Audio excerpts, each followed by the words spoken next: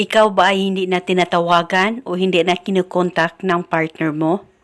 At palagi ka na lang bang naghihintay na tatawagan kanya pero wala talaga?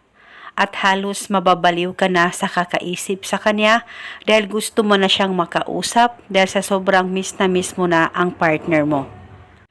Kaya ngayon, itong ituturo ko sa inyo na ritual ay napaka-epektibo upang ikaw ay tatawagan agad-agad ng partner mo.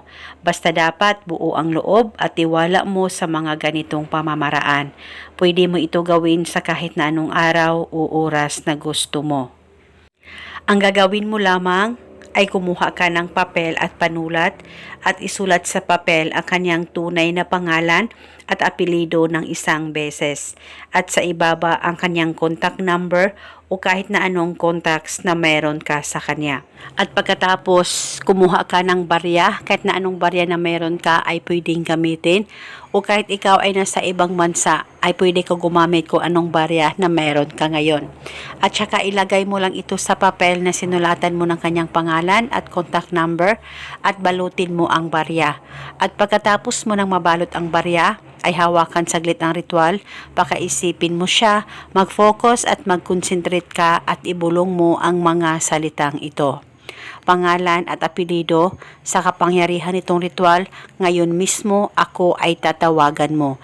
Ibulong mo lamang ito ng 3 beses. Pwede ka rin magdagdag ng hiling kung gusto mo, wala po ang problema. At pagkatapos, itong ritual ay pwede ito iipit sa likod ng case ng cellphone mo at kung wala namang case ang cellphone mo ay ilagay ito sa bulsa mo o di kaya sa wallet mo o sa bag mo. Basta dalhin ito kahit saan ka man magpunta. Itago o iipit ito sa case ng cellphone mo hanggang kailan mo gusto. Dahil isa itong paraan para palagi kang tatawagan ng partner mo. At eto muna sa ngayon, maraming salamat po sa panonood. May God bless us all.